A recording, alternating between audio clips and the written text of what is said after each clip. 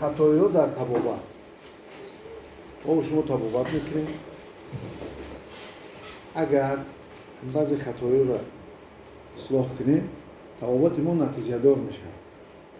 انشاء خدا نتیجه دار همین که انسان همین بیماری میبراید. همه بیماری نام داره، عمر داره، وقتی خودش داره. ولی وقتی بیماری شاخ و پنجه میکنن، دیگر بیماری ها رخ میزنن، های در هم پیدا شدن میگیرن، آدم مشکل میشه. اون وقت تو با یک خودی یک بیماری نه و چند نمود بیماری و زیانهای او و آرزه هاش سر کار میکنه. برای این روز بدانید یکم خطای این است که سر وقت مراجعت نمیکنن. یعنی بیماری را میمانند، کهنه میشه، مشکلی میشه، با یک تنین تا دارو آرام میکنن خودشون و دیر مراجعت میکنن. وقتی که دیر مراجعت شد بیماری مثلا بسیاری بیماری پیش میگیرن، بیماری مزمن کرونیکی. دوم این همکاری نکردن با دکتر. همین دو کسی هستند که در جامعه برای مردم دوستند. یکی میلیس است و یکی دکتر. همه خیلی کردن که در شعور مردم همه خیلی شنوندن که دکتر میلیسه با میگن که خدا نکنده در میلیسه و در بندیسه بغلطی.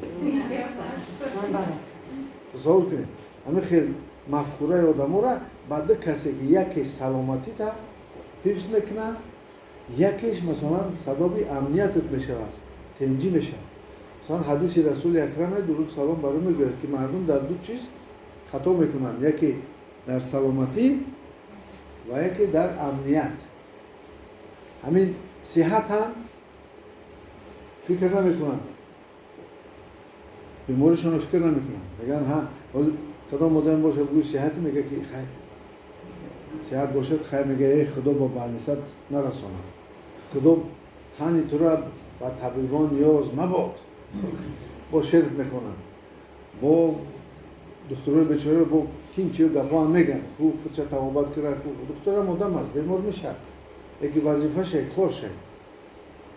یا که مثلا در میلیسه را میتونن نغز نبینن، ولی که یک سوزنشون گم شد کجا میدون؟ بهش میرسن. این که امنیت ما را، همین تنجیه که در ما و شما هست، این خشک و خالی نیست. این چندین آدم ها کار میکنن که همین را تامین کنن. ایمونیتت ما در بدن و ایمونیتت جمعیت، انا همین ریسا ایمونیتت اجتماعی هم جمعیت. همکاری کنید در مسئله که یگانه کسی که متخصص ساحه تندرستی و سلامتی است این دکترها هم. کسی که معلومات ندارد، دانش ندارد، مراجعت نکنید. برای که همه جا در 4 سالی 5 سالی میخونن، در مدرسه چند میخونن؟ 6-7 سال میخونن. برای چی؟ برای که با آدم سر و کار دارید. عالی ترین چیزی که آدم دارد سلامتی. برای با دکتری که میفهمند، با دکتری میدونند همکاری کنید. یکی بختای روی زمین سلامتی است. سوم ندانستن تشخیص خود. همه بیماری نام دارند، همه بیماری رقم دارند. رنگ هم ماشینا هم کن، ماشینا رقم دارند، همه بیماری رقم خودش دارند. با سخن طبی خطی دارند و دکتری هم. متاسفانه همین اصطلاح‌های طبی را وقتی که ایواز کردن، کوشش کردن که توجیه کنن شاید برای فهمه شدن به مردم عادی، لیکن اصطلاح‌های طبی باید میماندن. دکترها با همون اصطلاح‌های طبی خود به دیگر گپ میزنن. دکتر اسپانی باشد یا ایتالیایی باشد یا خیتایی باشد یا تاجیک باشد، میتونن که با همین اصطلاح‌های طبی به دیگر گپ بزنن. متاسفانه توی زینه هنوز ولی با خیلی مهنت کردن آمدن. یعنی بدانید که هر یک بیماری تشخیص دارد. معین کنید که شما چی بیمار هستید. پیش دکتر کنید شما باید معین کنید. میرید شما اگر حاضر گیریم در تاجیکستان ما آب درشت است، نمک کوهش بسیار است. آدم‌ها بسیارشون در روی پل خواب میکنن و نظر نمیگیرن چه سورا. جنجال‌های عائله‌ای بعضی حالات میشود چون که عامل روانی بیماری گرده این جنجال‌های چیست؟ جنجال‌های عائله‌ای. انا که تصور کنید با گرده تست چی میشه؟ تست تاثیر میرسه. اگر حاضر بسیاری ما و شما رفته مثلا یک مسئله تشخیص معاینه گذاریم خواهید نخواهید کم کم پرابلم ها چی؟ پرابلم ها هستن. لیکن شما دائم ببینید که همین تشخیصی که شما دارید با تشخیصی اساسی شما چی ربط دارد.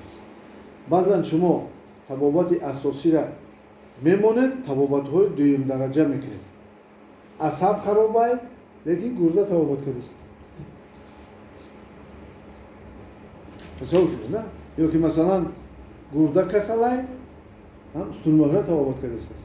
برای بیماری های یکم درجه و دویم درجه و سوم درجه میشه. ما شما طبابت میگیریم یکم درجه میرود و میشه با دویم با شکایت پیدا میشه. چرا اینجا درد میگم در باز سوم درجه هستن. یعنی که بعضا همین بیماری ها آخر ندارن تصمیم. لیکن یکم درجه و دویم درجه که حل شد دیگرش بسیار چی دارن؟ آسان است طبابتشون. چهارم رعایت نکردن توصیه دکتر.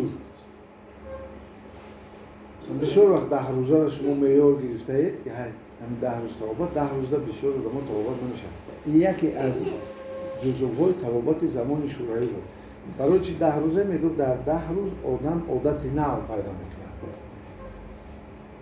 برای همین طبابت 10 روزه میکنن. عادت نوی سلامتی پیدا میکنن. پنجم کوشش میکنن که ارزان طبابت کنن. داروهای ارزان بگیرن.